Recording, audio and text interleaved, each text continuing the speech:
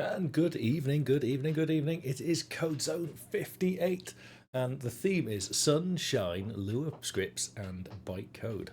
Which is a riff on a particular song, which is quite a pleasant song, but it has some meaning tonight. Anyway, who have we got? Dragon Eye, hello. Standard Int, hello. Not many people tonight, because one, I didn't announce this was happening really, and two, we're half an hour earlier than normal, and three, the last few streams have been really boring, and four, I didn't even stream last week, so not surprisingly, probably not that many people desperate to see what's going on. But a lot has happened. We have made a real push on the editor. So I'm quite keen to show off some of those features and take you on a little bit of a journey. I went with some of the tooling here. You may notice I'm coughing a little bit again. It's just that kind of weather here in the UK at the moment. It's miserable. We've got a storm just on its way in. And I've been up for a long time. I got up this morning at 5 o'clock in the morning and decided to go for a run. So I'm pretty tired. Yes, you can see an icon toolbar. Things are happening. We 420. Very good. Right, so what can we see on the screen? Well, yes, as Standard Int has already identified, there are some icons. Oh, hello, Johnny G. The icons, there's only one that does anything at the moment, but I wanted to sort of start for a change by showing what are the features that we've now got. And I've got some icons up here, and the intention is to have the following sort of brushes or tools. Thank you, Desi I00. Yes. People that are new to the channel realise I don't understand Twitch at all. Dragonite, Snowstorm. No, it's actually Storm. Kieran, would you believe? Right, so at the top here we've got the first tool, which is going to handle selection things. It does nothing. Then we've got this one here, which is a roller. That's for doing fills and things. It does nothing currently. This one is for handling shapes, so drawing circles and rectangles of tiles. All of these tools are tiles, and currently it does nothing. And this final one here is, I'm rather proud of that icon. I thought it was pretty good. They're all home-drawn programmer art icons. This one is for the magic of procedural generation. It does nothing. But the icon that I have deliberately missed out for purposes of entertainment is the brush icon right here. And it does something. It allows us to paint some tiles. Thank you, Standard Int. Yes, it's a very nice one. Twister. Oh, yes. Hi, Diego. You got the notification 30 minutes later. We've only just started. So we've not missed anything. Oh, hang on. I've got a ping on the old Discord here. Yes. I'll just tell this guy that I'm currently doing a live stream. And I'll answer your questions later. Let's see if he gets embarrassed. Assuming it's a he, you never know. Nanoic, hello! Right, so yes, we've got this one tool here, and it's for painting things. And if I select it, you get a drop-down menu of tools. And so let's pick basic paint. That's what we're familiar with so far. And we get lots of errors and things. Don't worry about all that at the moment. All will be revealed. But this is kind of what we would be familiar with so far. I can select a tile here and I can paint with it. This is what we've seen. Nothing new so far. I've chosen a nice big tile set. It's a nice high resolution one, just to be a bit different. Fed up of looking at the same old tiles over and over. And if I selected a particular region of tiles, so let's say I made a strange shape like that, it would paste that shape. This has useful properties. We wanted, for example, if I wanted to paste a wardrobe here, I've got a nice wardrobe sprite, I can paste that into my scene. Very nice. Well, that's painting. Simple stuff. But let's have a look what else we've got in here. I've only got one other that works, and that is spray paint. So let's have a look at what spray paint does. Now, first things first, we notice on the toolbar at the bottom here, we've got some tool properties, which are unique to this particular implementation. And what spray paint does is looks at your source selection and then randomly applies the tiles into a given area. Like that. Obviously useless when it comes to wardrobes. These don't actually do anything at the moment, they're just eye candy. And the idea is maybe tonight we can start trying to link some of those into what's going on behind the scenes. Speedy, hello. Mand Mister, hello. Good. Oh, glad people are sort of setting up. I'm hoping the tagline of Sunshine, Lua scripts, and bytecode is sort of a subtle hint as to what's going on here. So we've got two different brushes. The middle brush doesn't actually work. I'm not going to click it because I don't know what's going to happen if I do. But let's pick a different source of things. The reason you want to perhaps select a source of various things and then apply them randomly is for things like texturing terrains. It's grass is green, and sometimes you want little bits of flecks of detail in there. Well, it's much easier then once you've got a nice big spray paint brush to just do that, right? You just select the ones that you want, and it goes and randomly fills them all in. It doesn't make much sense when you have large selections of things. So if I select a large chunk of the map like that, the brush size is the same, but really now it's just random tiles from that selection. Striker1306, thank you. Sistren, hello. Magetsu, hello. Magetsu, you're not first, mate. Sorry, back of the queue. So, how much of this is Lua? Well, that's the big question. See, Standard In's jumped right in and kind of spoiling the big surprise. Actually, all of it. And so that's really what I wanted to sort of talk through tonight and make the show a little bit more interesting. So yes, indeed, these are actually scripts that are running, and I will talk through the procedure of how this is sorted out. And the scripts then defer. The software then defers to the script with the source information and to generate tile output destination information. The scripts also provide these tools. So if you notice, the basic paint had no tools. There's literally nothing it can do. If I'm going to select this one now, it's going to break, so you get an index. That's come up with a slider with a different name on it. And this one is brush width and whether the brush is going to be square or not, a little checkbox. As mentioned, they don't do anything right now. But they're all Lua scripted too. So the idea is your scripts. And you can actually edit them on the fly. That's one of the cool things. So we could go and have a look at a script. I might just wait a minute first.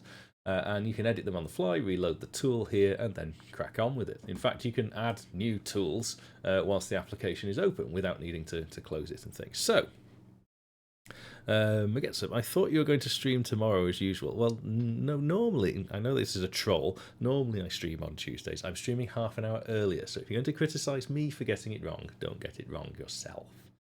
I think, is that right? No. Do you know what? I should just play Deus Ex Mankind Divided instead.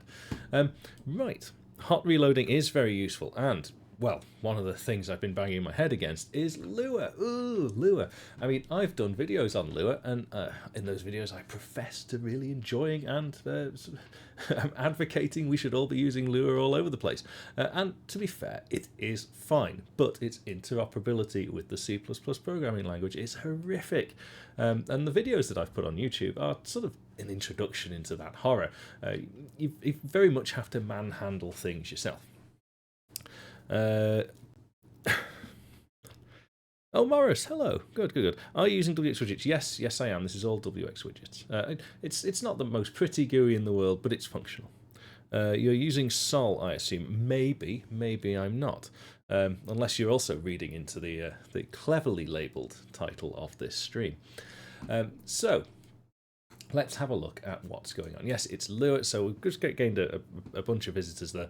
Just to recap, we've now got some tools which are fundamentally externalized from the application. You can select the different tool, it gives you different properties, and that generates tile sets. So this is regular painting of things, but if I chose the spray paint tool, it selects a cluster of the things we've chosen. So let's choose part of this rug. We can zoom in. You can see it is random bits of rug. I've called it spray paint because, well, it's a bit random and all over. And what I'd like to do is make it so this brush is currently, I guess, 1 radius wide. I have no idea. But make it bigger. So we change this and then the brush gets larger and we can apply more things. And perhaps the shape of the brush changes too. I don't know if we'll get that far tonight. You never know. We'll see.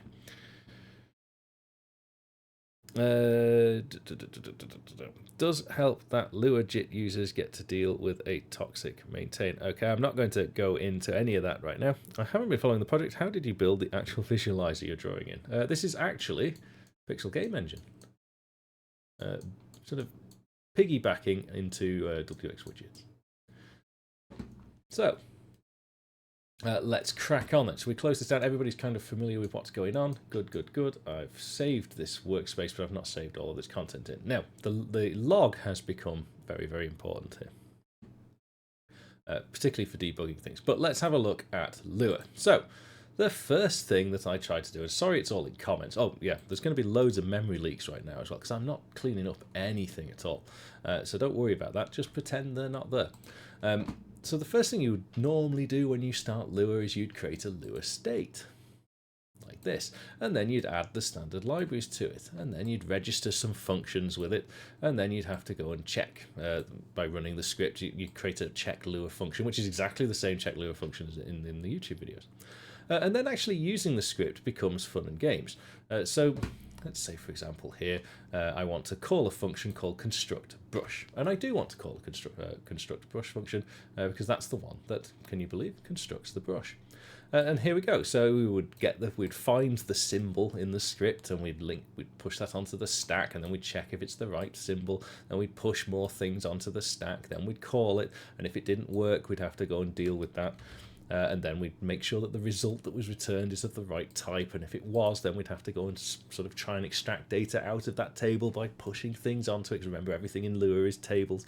And then we'd have to go and make sure all of the key values and all of the actual values are the right types before we can do it. And it just ends up being incredibly tedious. I was banging my head against the wall. And so I bit the bullet, and as standard int has already spoilt it, I moved to an interface called sol. It's actually sol 3 these days, even though the repo is still sol 2. Now, I'd never used sol before. I was familiar with it in terms of I knew it existed. I had used something called Lua bind in the past, but that's awful too. However, sol has changed my outlook on, firstly, Lua, but secondly, how computer libraries should be structured. This was such a revolutionary find in just how wonderfully written the environment might be. Now, that behind the scenes, it might be absolutely all sort of warts and bogies and skeletons and pumpkins and things, but to the end user, the actual usage of sol is beautiful. It's a really good example of how to write an accessible library. So, yeah, ignore the memory leaks. They're not really there. There's no such thing as leaking memory. My floor's nice and dry. So, why is sol different? Well, firstly, it's a single header library. I like those. But mostly, sol is nice because it's very, very simple to use. One of the problems with Lua is you have to sort of statically link your application all over the place. And so actually moving information between the Lua domain and the C++ domain is, well, quite a challenge. So it gets more challenging, particularly when you're in heavily object-oriented environments like I am. Sol just gets rid of it all. It just makes it exactly how it's supposed to be. So let's try and find, where did I actually instantiate sol? Have a look. It's not here. It was in. Wait, I'm sure it should be there. There we go. So, sol state Lua. That's your Lua state machine instance.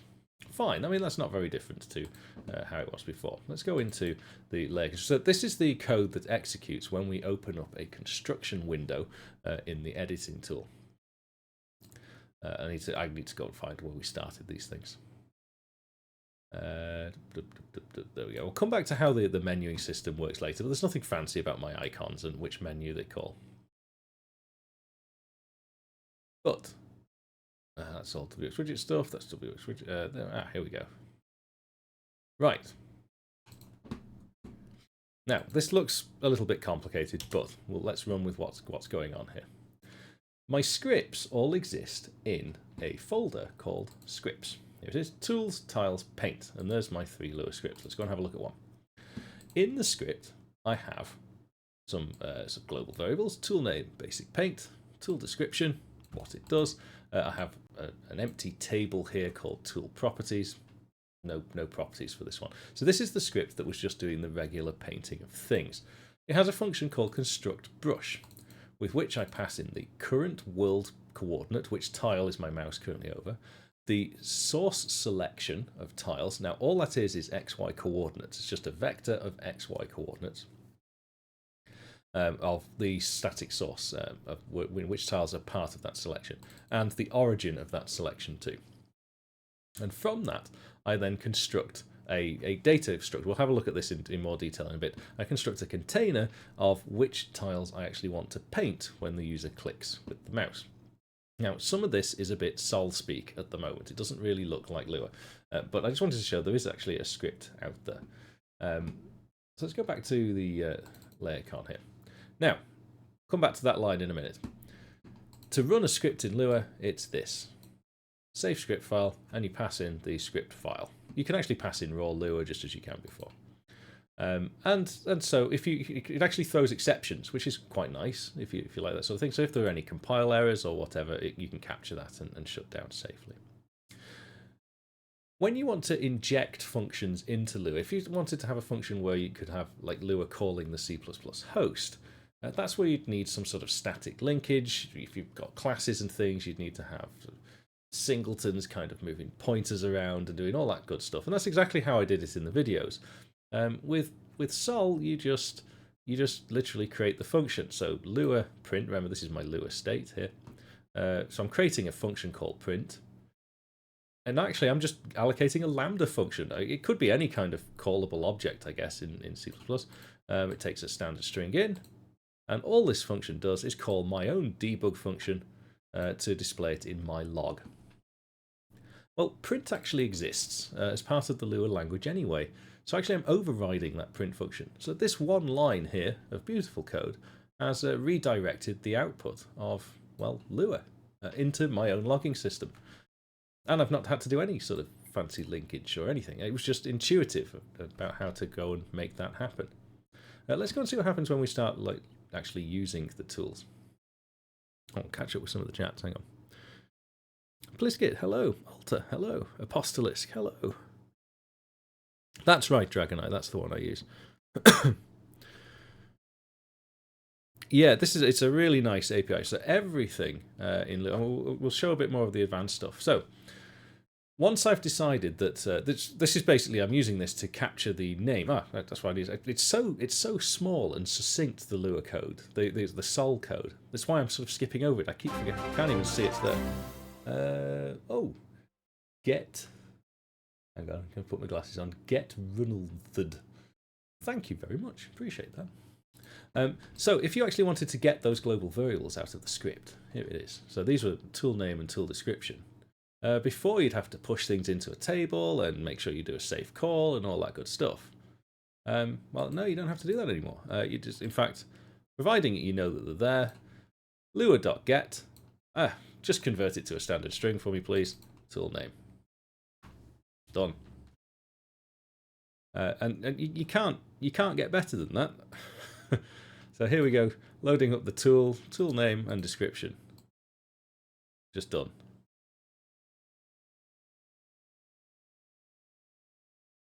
I never really understood the need for scripting language separate from the one you're writing in. Again, right, well, we might actually see a little bit of that, why it's useful later on. I don't know if you caught the start of this, Alta, but we'll see why.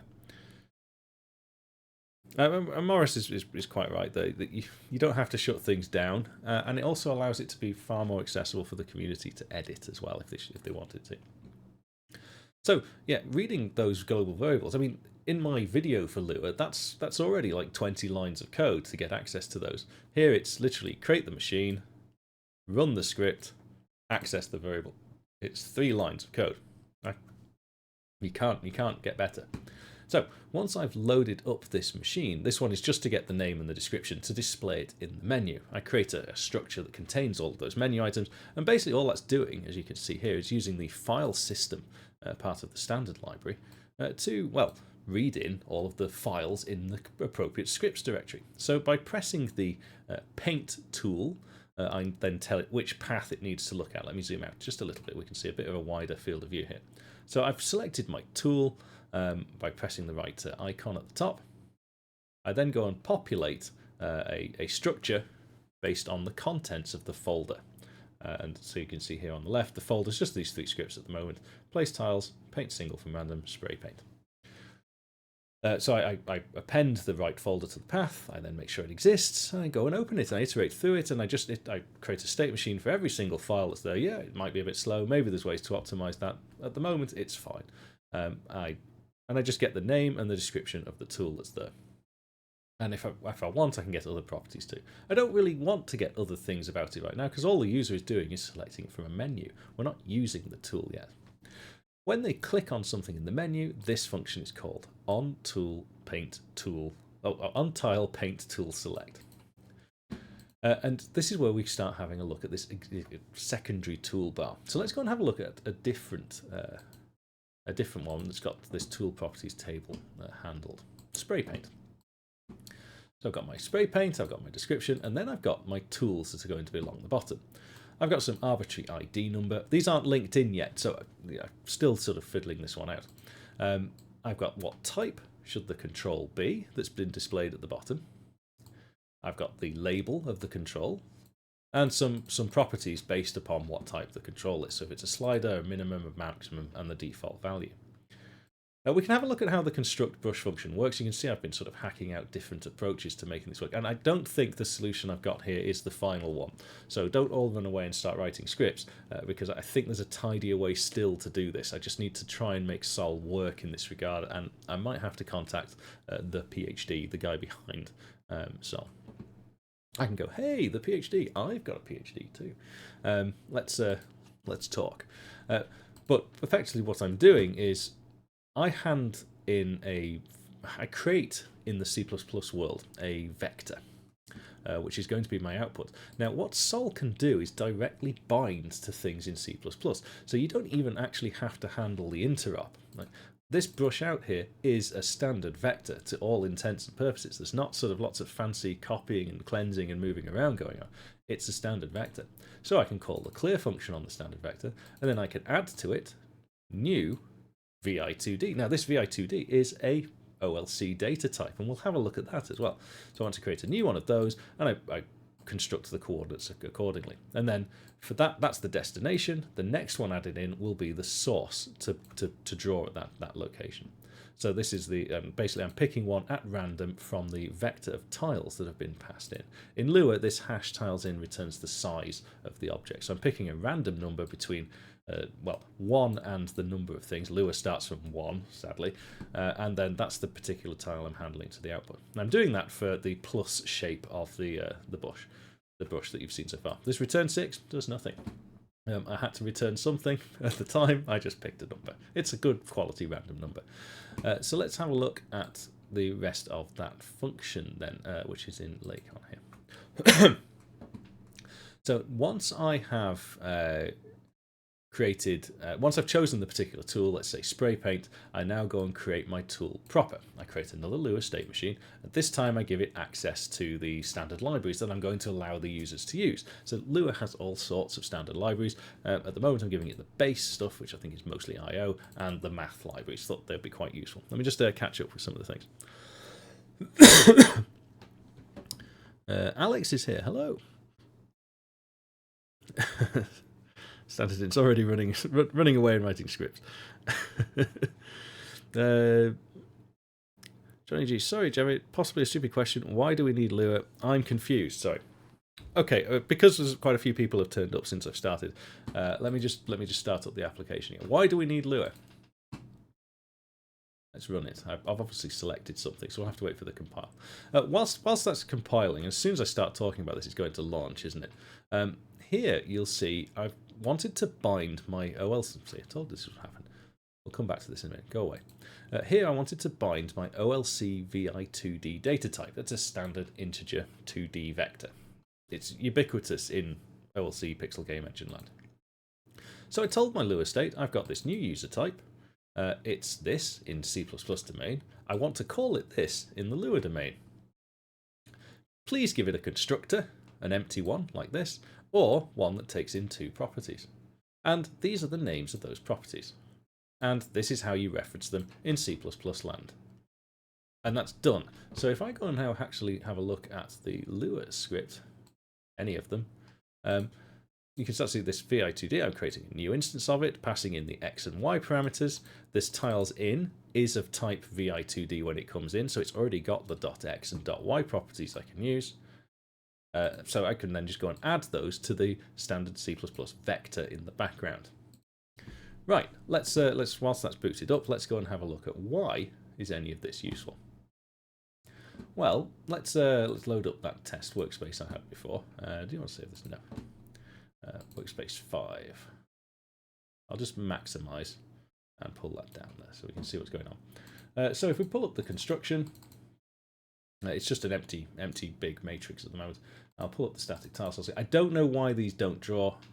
I'll get to the bottom of that. It's not high up on my priority list right now. For some reason, I don't know. I must have a refresh in the wrong place. Pull up the static tile source. So this is the static tile source. As you can see, it's just tiles with an x and y coordinate. I'm going to just drag this over to this side. I need to come up with a faster way to set up the screen, but we'll get there. Right, so now you know a bit behind the scenes what's going on. Let's have a look what actually happens. So I click the button. It's now iterated through the folder. And it's found some algorithms: basic paint, single tile, and spray paint. Well, I'm going to pick spray paint. Get some errors because at the moment there's no error checking to make sure that you've not got something selected here. These are the kind of things I do need to sort of add in. But let's say I wanted to draw randomly something from this selection. Well, there we go. Right? So I'm now selecting, it's randomly picking things from that particular set of tiles. Let's pick this set of tiles. You can see, and it draws them randomly. It seems a bit silly, but the idea being is if you've got lots of common textures, you can draw them without too much fuss. So it's just nice and round. Very quick way to start drawing more detailed things. Yeah, there's all sorts of errors popping up. Like I say, just ignore them at the moment. And if I go to basic paint, well, we can go and select a particular object. Let's say this table. That's quite nice, and stamp that all over the place. So that's just basic paint. Now let's go and change. It's not actually adding things to the log. The log just seems to be flickering a bit. Let's go and change the script. So I'm not shutting down the application, but let's go and choose the spray paint one again. Spray paint. There we go. Yeah, right. And we'll have a look at how the script has changed. Let's go and find Visual Studio. So find our spray paint script. Here we go. So currently it's adding tiles like this. So let's let me just flesh this out. So we're in Lua land, so I need to use those for comment. But right now it's trying to draw tiles in the following way, which is what we can see on the screen. I'm just going to fake this for the sake of argument today, and I'm going to add some more things. So 1, 2, 3, 4. We've already got a +1 there. Let's do +2, 3, 4, and 5. So what we should see is a shape like this. I think that'll do it, of random tiles. So all I'm going to do is save the script. I'm not going to rerun my application. It's still running. But if I reselect the spray paint tool, you'll now see that the show, if I just pick one, it's a bit more easy to see. But we've now changed the behavior of the brush without needing to sort of change the application, which I think is quite nice. And so it's easy then to sort of debug and prototype brushes.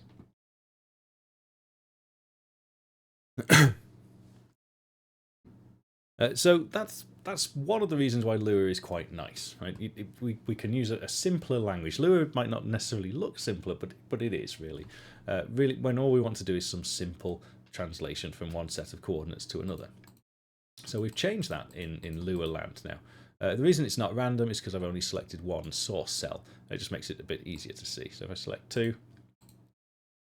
and I can draw very easily with that. Right, another reason why, and I've not tried this, so we're going it's a bit off piste a little bit. Let's say I wanted a new tool. Let's add a new tool. Let's add one. Paint, add, new item. And there isn't actually Lua here, so I'm just going to go to utility text file and make sure I add this to the right place. Scripts, tools, tiles, paint. and we'll call this one 0004 CodeZone. Oh, can't type today. Can I look at this?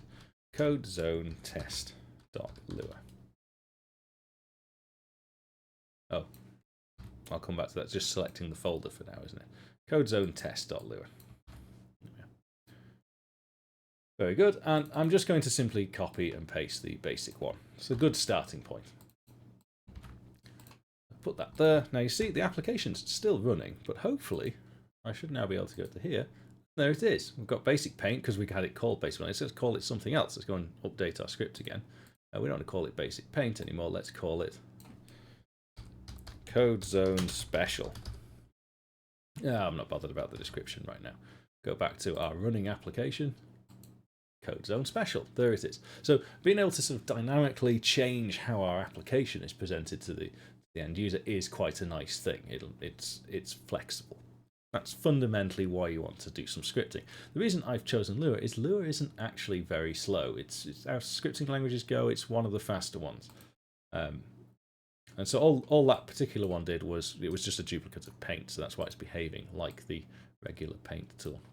Now, we did sort of talk about adding some additional tools to this. So if we go to the spray paint one, we can see we've got this brush width and square brush checkbox options. Currently they do nothing, but I think it would be interesting to start thinking about how to tie those in. But let's see how they work behind the scenes. I'm going to close this down for the time being.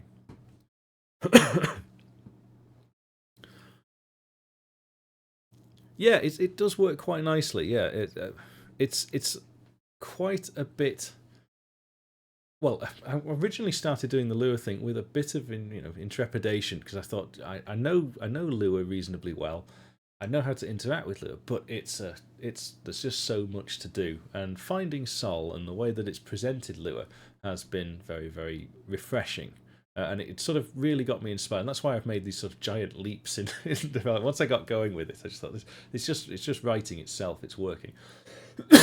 It's not without its flaws, though, and I think it's probably more my misunderstanding or naivety and ignorance of the library. But I am having a particular problem with actually what the brush is. So at the moment, it's a hack. So let me find where I'm doing this. So every time you move the mouse, you have to reconstruct the brush. So in C++ land, this function is called tile tool construct brush. Now, this is where we check to see, have we got a Lua tool in existence? Is there a Lua script already running? Now, there's all sorts of code remnants and things here. Here is where I'm setting or creating a variable called Lua brush out. Let me just go and have a look at a script again. I'm going to find one. So brush out sort of just exists. That's because we've injected it into the virtual machine and given it the name by doing this. We're saying that brush out is a standard vector of OLC vi2d. Very nice. That's actually quite powerful. Because what I wanted... Nanoic, thank you. Thank you very much, man. Bixie, good evening. Yeah, the indexing from 1 takes some getting used to, but as long as you get your head sort of in Lua mode, you're okay with it. If you do this sort of right, it's not very often you're transferring the indexes from Lua to C or C++.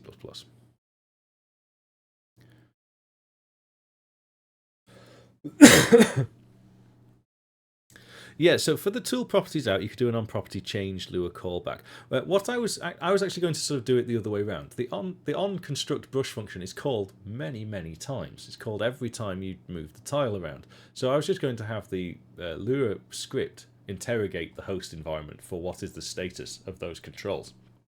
Kind of how I sort of turned the idea upside down in its head.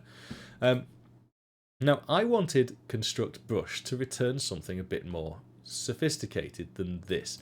So what is it actually contain? Well, I call the construct brush function. And this is how easy it is to call functions in Lua. Forget what this is at the moment. Lua construct brush, hopefully it exists. You should probably check that it exists first. I pass in the cursor position just as regular C++ types. It goes behind the scenes. There's all sorts of weird template magic to just make it work. And then I pass in the vector of selected tiles. And I pass in another coordinate, which was the root.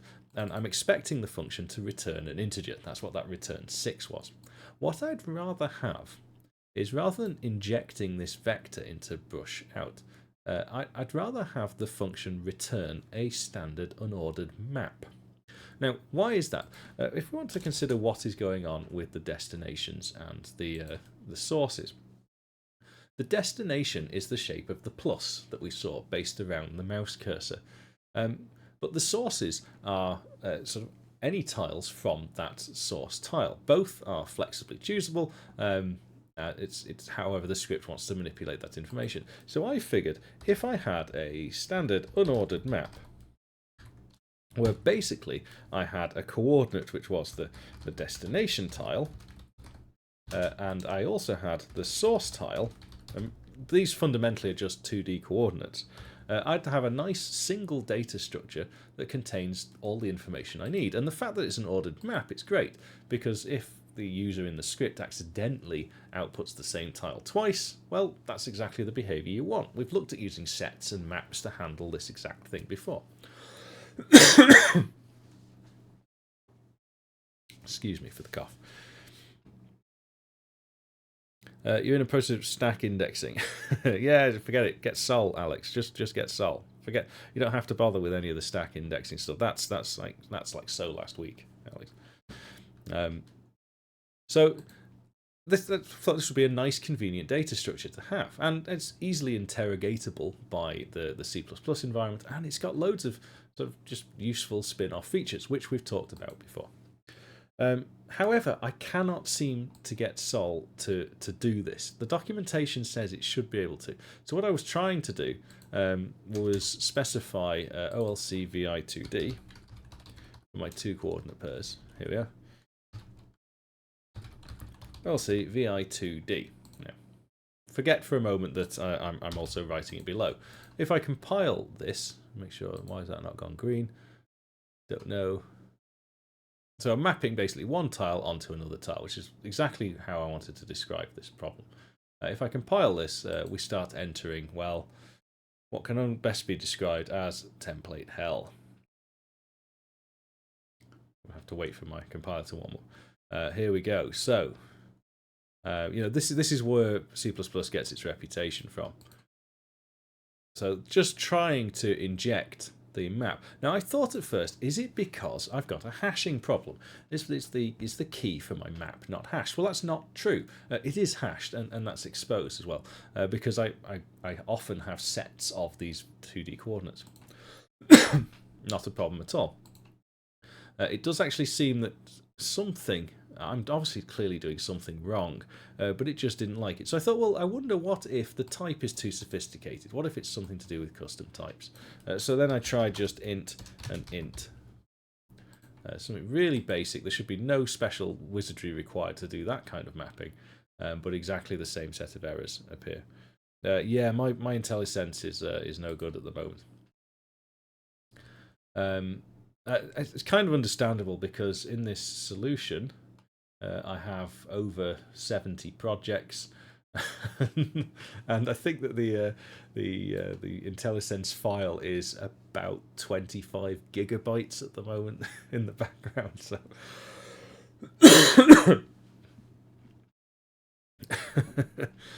So I just can't seem to get that to work. Now the Sol 3 documentation says this shouldn't be a problem. It should be fine, and it even tells you how to interact with unordered maps. So I suspect that maybe there's a little bug there. It's unlikely, it's probably my fault, but it's not out of the realms of possibility. There's a small bug somewhere, because I just can't get this to work. So at the moment, the reason why does it look a little bit clumsy, let's go back to the script. The reason it looks a bit clumsy to output, that one's not so bad, but this one is because basically I'm trying to crush all of this into a single one-dimensional data structure. What I would rather do is simply return and then return directly the object type. So I could simply do something like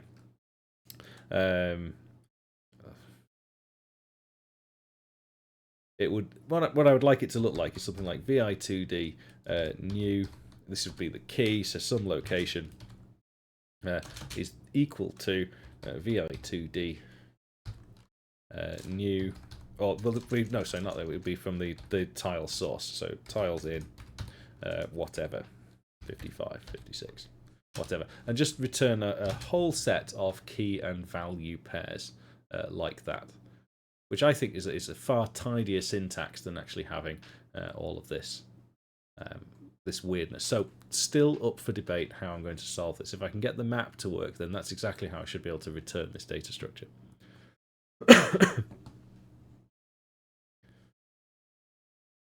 So that's a yeah, still work in progress in that regard. Let's go and have a look. So at the moment I create this vector. It's a single data structure, but the first thing I do is then I then go and manually construct the map that I think is quite useful by taking sort of every other element of the vector and using one as the key and one as the value. It's a bit of a workaround, but at the moment it's allowing me to progress with the idea.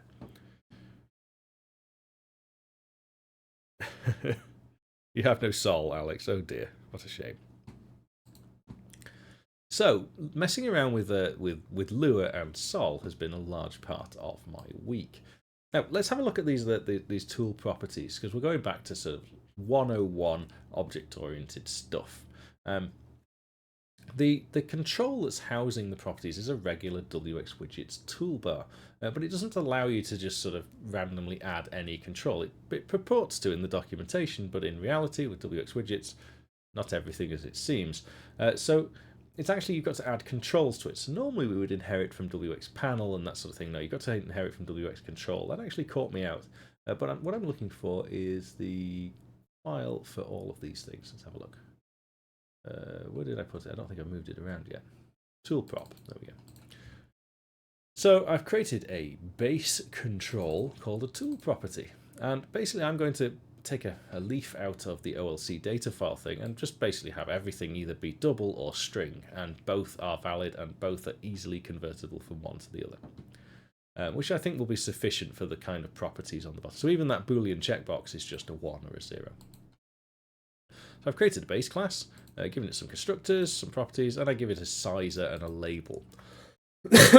I derive from that base class the different types of control that I want to support. So my slider contains a WX slider and handles the slider being moved around. My checkbox has a WX checkbox. It's as simple as that, but I provide overrides for the get value and set value functions. So what I'd like to do is, from my Lua script, call something that allows me to interrogate that particular tile. So let's go and have a look at our spray paint one again. I'm going to get rid of the weird shape one. So I was also experimenting with creating a table and doing it that way. I was trying to find just some nice way to do it. So I've thrown up here that all of the tools being added to this thing have a name and they have some sort of numeric ID. Why do you need a numeric ID? Well, a bit of a Lua quirk. There's no guarantee of the order of anything in a Lua sequence. And particularly because it's all key value pairs. So I'm being rather explicit by saying that this is the control I'd like to appear on the left, and this is the one I'd like to appear next to it. At the moment, I'm not even sort of following my own rules there. It's just there thinking I might need that in the future. And what I'd like to be able to do is something like this. I actually commented this line out. Remember, my print command is overridden, so stuff appears in the in system log, which is quite useful. Get the yeah, I don't know what this is going to be. A get tool or something like that.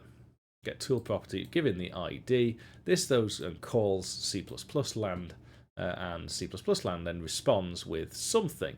At the moment it's just a number because that's where I'm going to start, and then I'll flesh it out, maybe potentially to things like dot value, etc, etc. Excuse me. Mario 3? What's Mario 3 going on?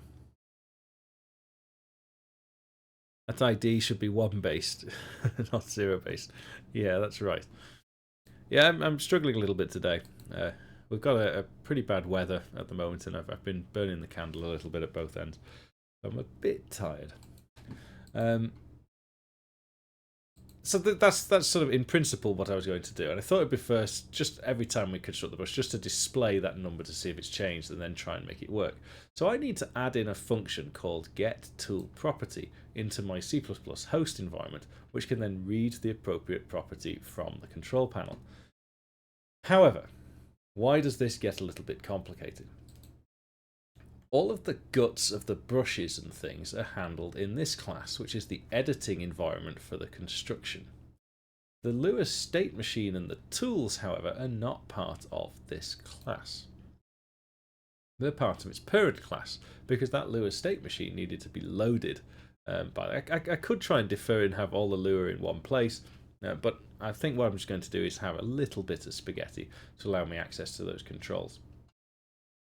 Let's have a look at where these tools might be and what happens when we change them. Because I've not even sort of connected any events to the tools yet either.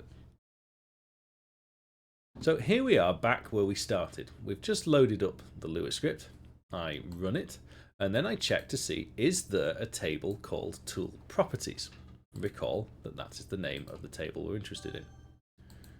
Tool properties. It returns a standard optional. It's pretty modern stuff, so it's quite nice. You can say, well, actually there wasn't a table called tool properties, so just don't do anything. But if there was, I display a message to my log, and then I'm going to iterate through the table. Now, Lua tables are all key and value pairs. Can't get away from that. A Mario 3 race for science. Yeah, but Alex wouldn't win that. Alex takes about 6 hours to beat Mario 3. So for every tool entry in my table, I'm going to get a key and a value. Now let's go and have a look at the script again, spray paint. What I've actually got here is a table called tool properties, and I've got these pseudo keys, which is basically like this, right? They're made up because I've not actually created those explicitly. So it does actually create a numeric index in that regard. But at each key value, I've got another table, and that table then has explicit key and value pairs. So it's a table of tables. Getting a little bit complicated. Let's go back to, where was I loading? Where am I loading? There. Now, I'm trying to add in a little bit of sort of tolerance to script errors as I go. It's not perfect yet. That will come with a bit more experience and my own familiarity developing with the Sol library. If I want to make sure it is what I expect it to be. Again, Sol comes to the rescue and just says, yeah, it is what you expect it to be. Then I can get the table within the table. And look, I know nobody likes doing this, but I've stuck in a struct right in the middle of my function here. So that's the tool description. So this particular struct is used to then go and construct the GUI later. Basically, I'm trying to read all of the data out of the Lua file first, and then I'm going to go and reconstruct the WXWidgets environment accordingly. So from this particular tool, I then go and look at the properties, and I read through all of the properties one by one. I read the ID, I read the control. So these are just strings, because the key values are strings in this instance, which is basically the variable names that you saw. And I store it accordingly. So I populated a struct with a description of what the tool should be. And then I go and create it. And this is the instance where I'm adding to this secondary toolbar one of my derived classes. Now I've only got the 2 derived classes at the moment. I've not added in the text box one yet, so we can ignore that for the time being. I don't even read in the values or anything yet. Nothing is actually sort of linked or working. And that's it. And that's at this point here where I defer to my running editing tools now what particular state machine to do. So because I need to create all of this toolbar stuff in the parent class, and then I go to the child class and say, right, go and use these tools, I still need to somehow link all of this into here. I don't have a solution for that yet, but I think the easiest way is that this particular class can call its parent class to interrogate the tools. That's how I think I'm going to do it. I'm not even storing these tools with any particular index. I don't really know how to get to them. So what I think I'll do, actually, I'll maybe meet in the middle standard int. We'll do it sort of both ways. What I'll do is handle these like regular WX widgets controls. So these are going to throw an event, at which point I'll respond to it. And then on that event happening, I will then go and instruct my child class that that has happened for a particular control and a particular value. And then when the Lua script goes to interrogate that particular control and value, this class has some sort of record of it. Let's go in that direction, see what happens.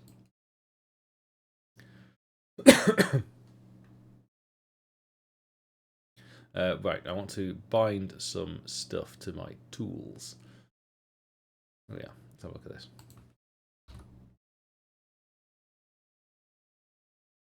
Ooh, yeah. This might actually get a bit too fiddly to do in one show tonight. The reason being is we could end up sort of in WX Widgets event hell. Let's see what happens anyway. Because I've just sort of hacked all of this together to try and make it work, there's probably quite a bit that needs moving around. Let me post this in here for the time, just so I've got a copy of it. So I need to create this new tool. Right, GUI. Oh, do you know what?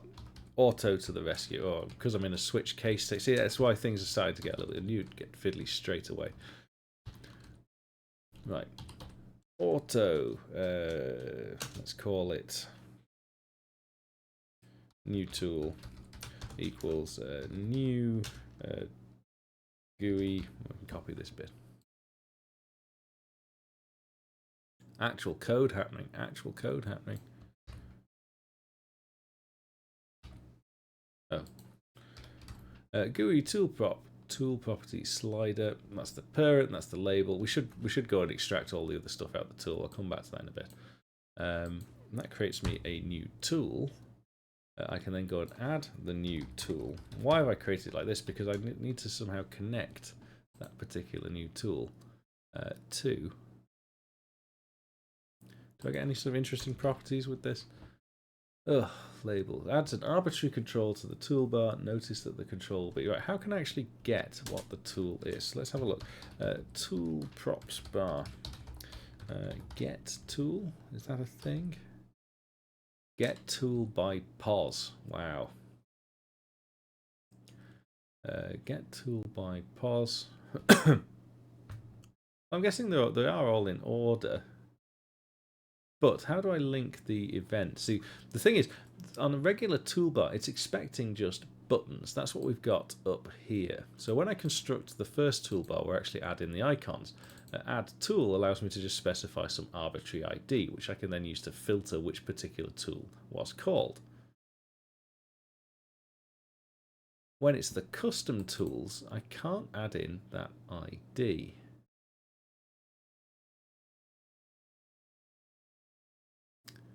Which is why this gets a little bit fiddly. So I think we're just going to have to sort of feel this out and see what happens. The other thing is what actually throws the event. So previously it's the toolbar and a button being clicked, but now I've got a small like extra control with slidey things happening on it and doing things. So it's not actually that tool that's handling the event. I need to throw the result even further back. Let's just quickly go and have a look at the tool base class here. So really I need to capture the fact that the tool has changed and send that event upwards to the parents of this tool and then somehow send them out to get to where I want to receive them. Yeah, so I think that's really the problem, is this class is nowhere near finished yet. We need to sort of connect and bind to things that are going on in here. So I think, what is a slider tool event? I don't know what a slider tool event actually looks like. We can have a guess. So on slider changed, WX, I don't think there is like slider event. No. I think it is just command event. Right, so if we've got a slider tool, on slider change, so we need to go and implement that. There we go. And I think to that, we need to actually bind to the tool. Now I need to work out what the code is for binding to the tool, and the easiest way for me to do that is to call form builder, because that's pretty good at giving you just some prototype code that you might need. This is my usual way of doing these things. Let's just quickly go and bash out a form there, add to it a toolbar, and oh no, I don't actually want to add the toolbar. I want to add just a slider. Go and add a layout and a slider. Common slider. So what happens? What is the event for a slider? On scroll, you see, we didn't quite get that right. So on scroll processes all scroll events. Process VT scroll change. I think we want on scroll. Okay, on custom scroll. Now we're going to have a look at the code. What's that gone and produced? Wow. Okay, that's not what I was expecting. Like loads of events. So that's trying to handle everything that's scrolling. Probably just end up with on scroll change then as being the one that we're interested in. Let's start there anyway.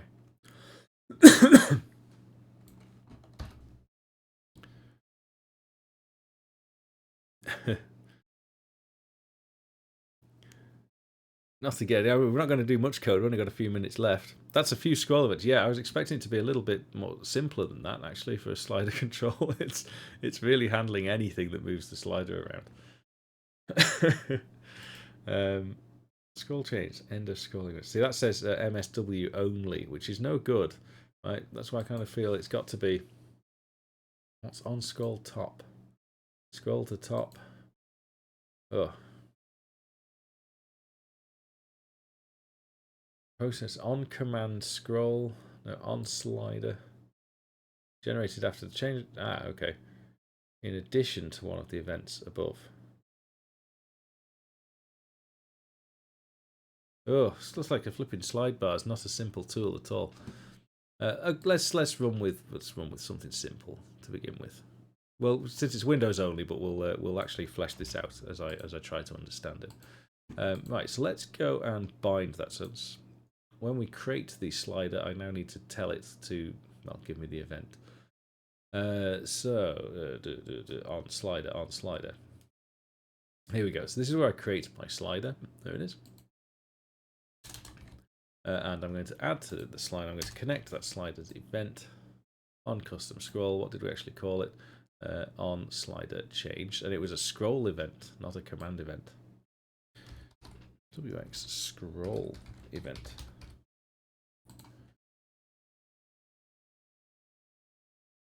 On slider changed.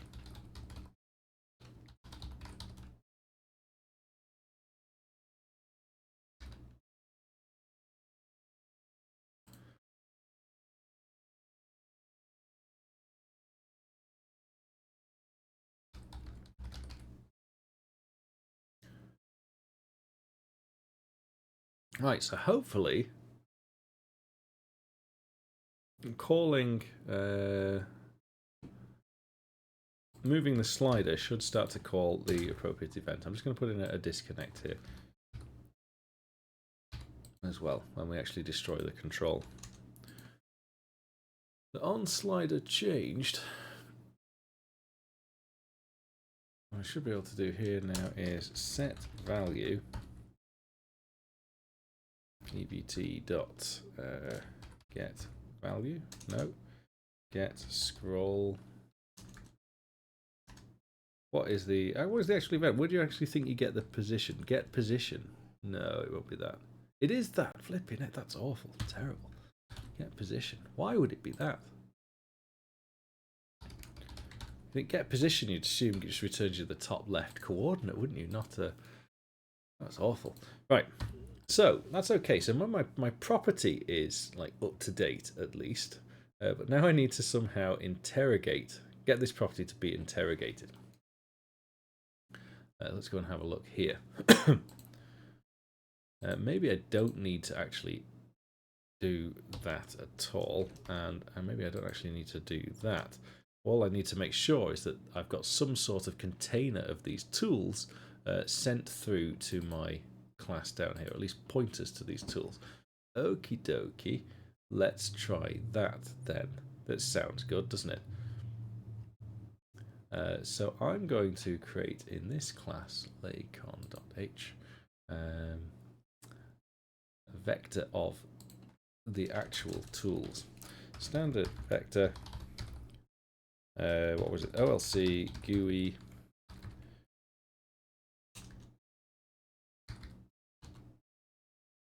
what's going on? Why is my, oh, it's not OLC, it's just GUI, isn't it? GUI tool prop. What's the base class is tool property. Pointer, m v vec tool props. Right, this is all like properly hacking this together now. We're really not running with it at all. You thought for a second this is code blocks. Code blocks. Yes, indeed. We've got one of those people. No, we're not a code blocks fan around here. Right, so where am I calling? So this is where I'm creating my tool. So now I want to clear this vector at the side. Right, this is why we're ending up with memory leaks, because I'm just sort of hacking things and not at all trying to sort out the consequences.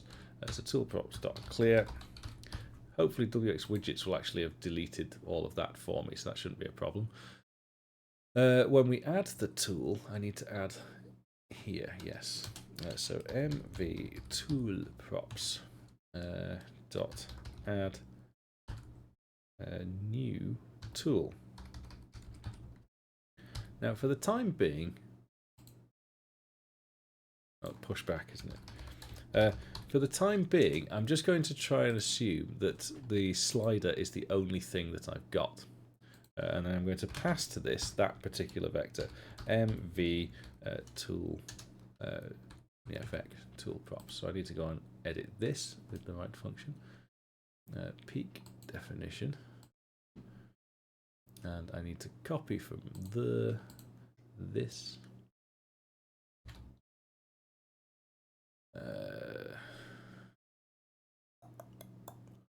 Don't get lost. Don't get lost. Don't get lost.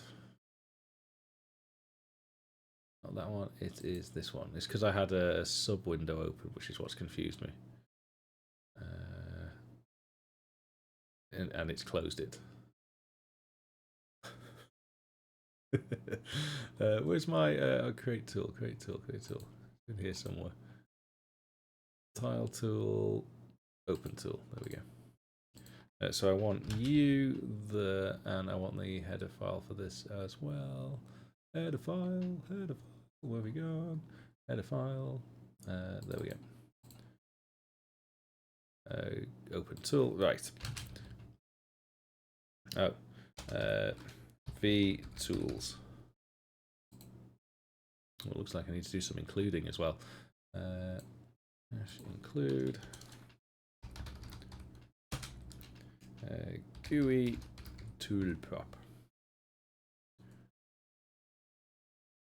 GUI tools. That was actually the name of the thing, wasn't it? Not what I called it something else on the other side. Oh, the pressure of live. We'll just stick that there. V tools. Right, so that allows me then to have access to those tools. I need to store those somewhere, and probably there's a more elegant solution. I could store them in the flipping Lewis state machine. Could store them in the Lewis state machine. Ah, that's interesting, isn't it? Let's not do that right away. One step at a time. And what I will do is I'll just have mvec tool props equals v tools.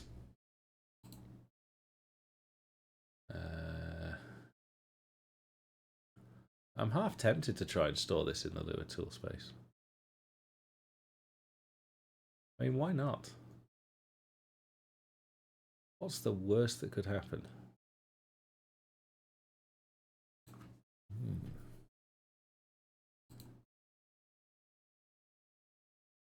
Let's have a look. Eclipse is worse than code blocks. Memory leaks. Ah, we don't need memory leaks. Eclipse is worse than CloudBlocks. Yeah, Eclipse is pretty bad. If you don't free memory, you don't have, just have to free issues.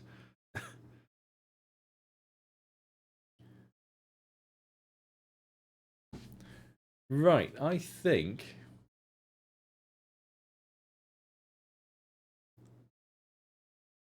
What am I doing with this this vector? I need to somehow store this locally without it being a copy, which is why things start getting a little bit messy. So, oh dear. Right, like I said, we are hacking this absolutely live. So let's go and make this even worse. This is going to be very unpopular. I'm going to actually use good old pointers. Yeah, good old raw pointers. No, I know it's like half the audience just leaves straight away. And I'm literally just going to bash this in here. So MV tools, tool props. Right. V tools. Oh no, raw pointers. Oh no, what's it doing? MV tool props. Right. Okay. Because all I really want to get to is being able to call this from the Lua script.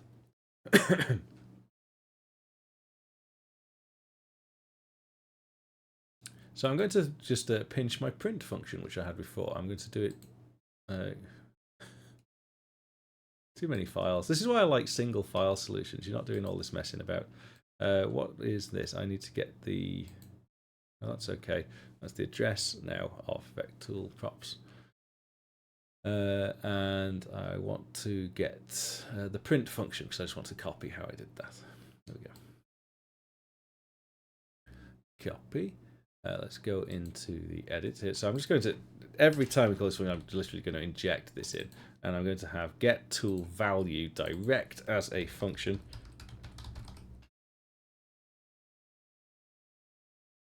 Get tool value, I'm expecting this to be an integer. Int n, and what I want to return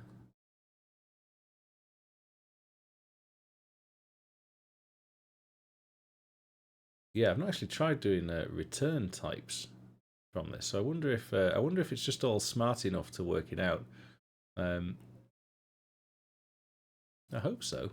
We'll find out. Return. Oh, ready? M. No checks for anything here. MV tool props. N. Dot. Is it dot? Is it arrows? N. Yeah, it should actually just pop up. Get value. I think we're just having an IntelliSense moment. Get value as double.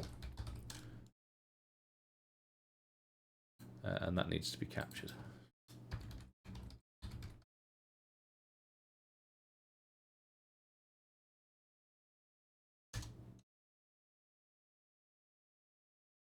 Why are we not capturing?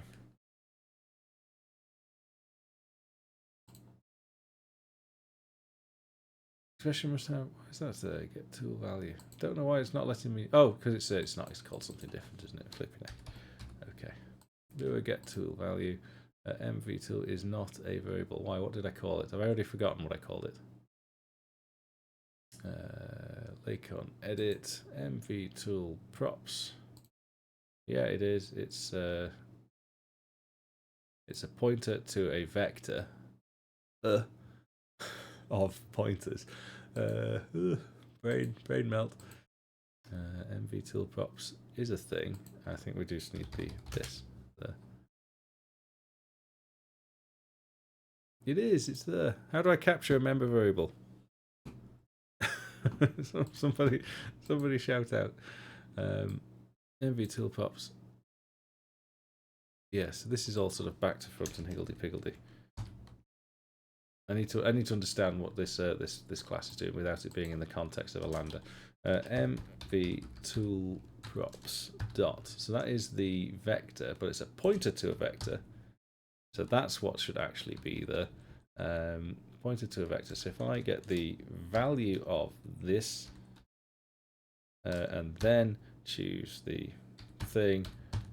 This should be get value as double. Right, okay. Right, this all sounds a bit sketchy, doesn't it? Get rid of you. Throw you back in there. And this is N.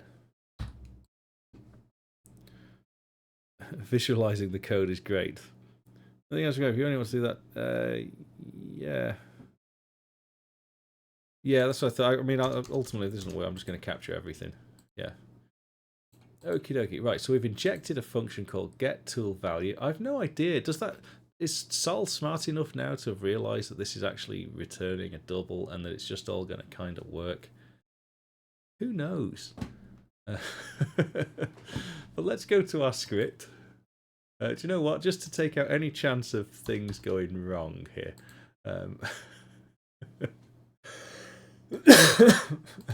The chances are high. What did we call it? I've forgotten already. I forgot what we said. Get tool value. Oh dear.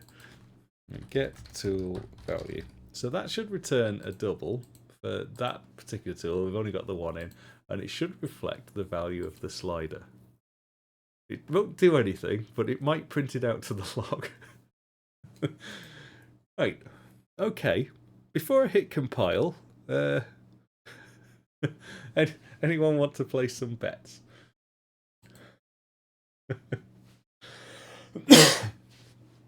Let's have a look.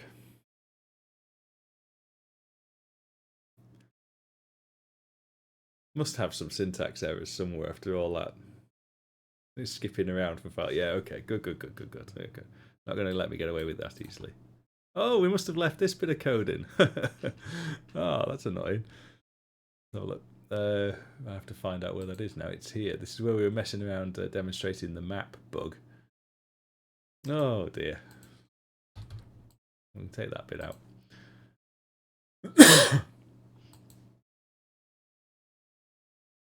Well, it didn't compile, but not for the reason I was expecting it to. We'll have to see if maybe we have to start playing the song or something. We said we'd get that sorted out, and we get all the sound effects working.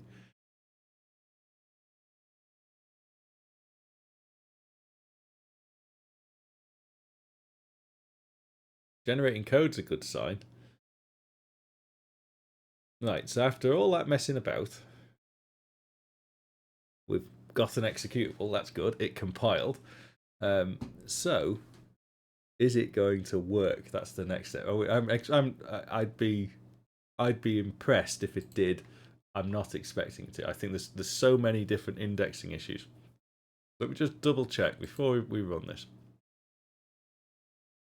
The only thing that's actually ever going to add to this is here. We clear that.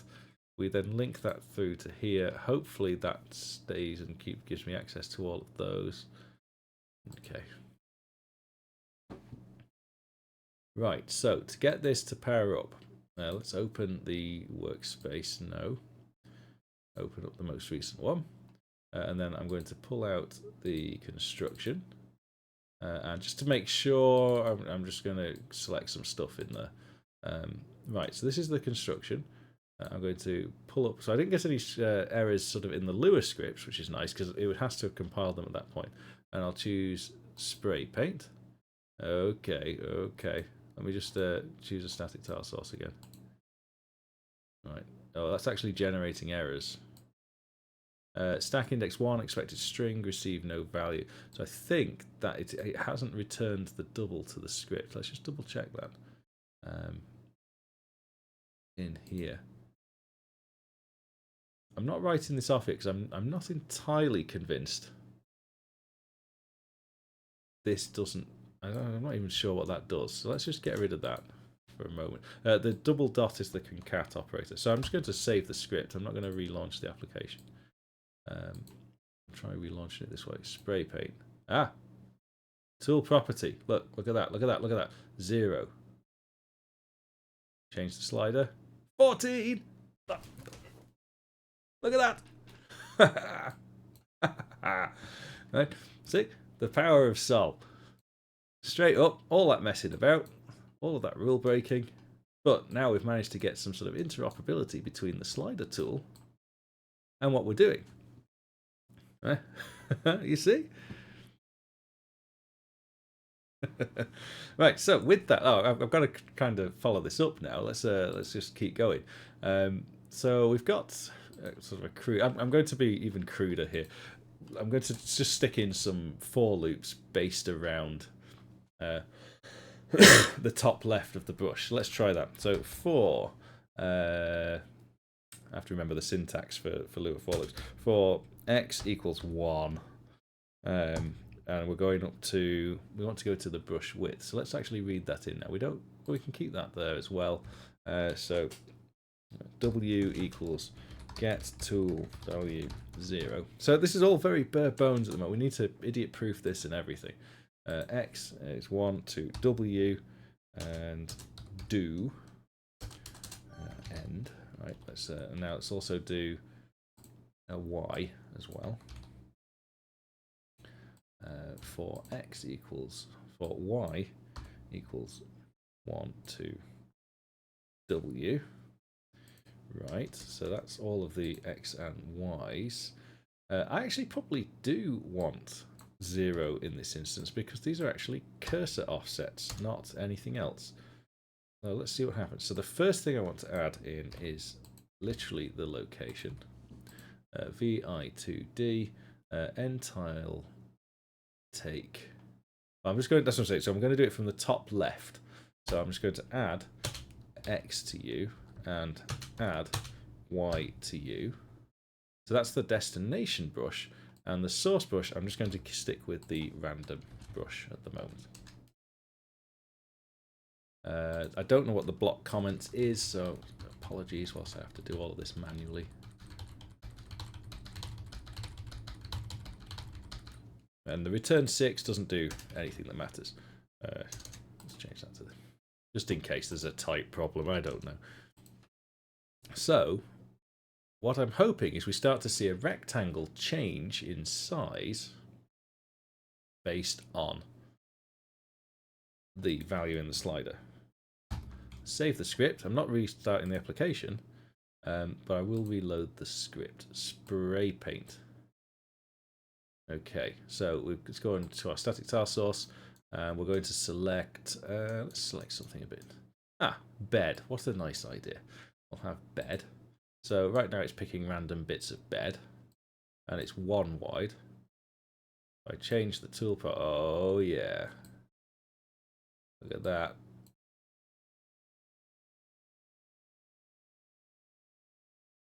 Boom. Whoa.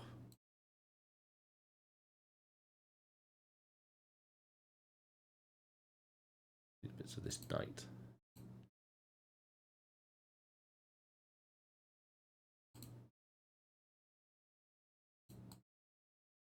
Huh. And that, ladies and gentlemen, and everybody else, is why having external scripting stuff is pretty cool. Right? I don't have to focus on my application. I can focus on the utility, and everybody can focus on the utility without needing to know all of this boring boilerplate. And I'm going to have scripts for the different types of algorithm, the different classes of algorithm up here, because these don't need to create brushes, they need to do other things. They'll have different data passed to them. I'm very, very pleased with that. So thank you, the PhD, for creating an excellent library. I recommend you guys all check out Sol. Oh, you found some block currents. Excellent. Yeah, I think that has been a most rewarding CodeZone. What a fantastic journey, and we actually wrote some code that works. So until then, thank you for watching. I'll see you next time. Bye-bye.